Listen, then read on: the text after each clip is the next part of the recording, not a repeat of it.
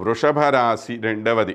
ఈ వృషభ రాశి కృత్తికా నక్షత్రంలో ఉండేటువంటి 3 పాదాలు, అంటే ఒక పాదం ముందుకు వెళ్ళిపోయింది, మిగిలినటువంటి 3 పాదాలు రోహిణీ నక్షత్రం సంపూర్ణంగా, ఆ తర్వాత మృగశిర నక్షత్రంలో 1, 2 పాదాలు కలిగినటువంటి వారు వృషభ రాశికి సంబంధించిన వారు అవుతారు.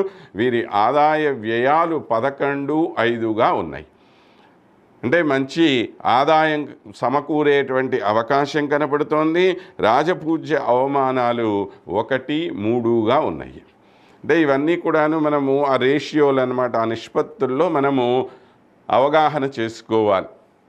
కొద్దిగా గౌరవం లభించినప్పటికీ ఎక్కువగా అవమానాన్ని ఎదుర్కొనే అవకాశం కనపడుతూ ఉన్నది. వీరు అందరికీ కూడాను అవసరమైన సలహా సంప్రదింపులు ఇవ్వగలిగినటువంటి స్థాయిలో ఉంటారు. అందరి యొక్క మన్ననలను పొందుతూ ఉంటారు. ఆనందకరమైన సంతృప్తికరమైనటువంటి జీవితాన్ని వీళ్ళు సాగిస్తూ ఉంటారు.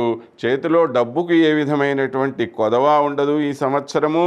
కానీ సంపదని పెంచుకోవటం అనేది అంత సులభమైన విషయం ఏమీ కాదండి. వీళ్ళకి బాగా కష్టపడాల్సినటువంటి అవసరం ఉంటుంది.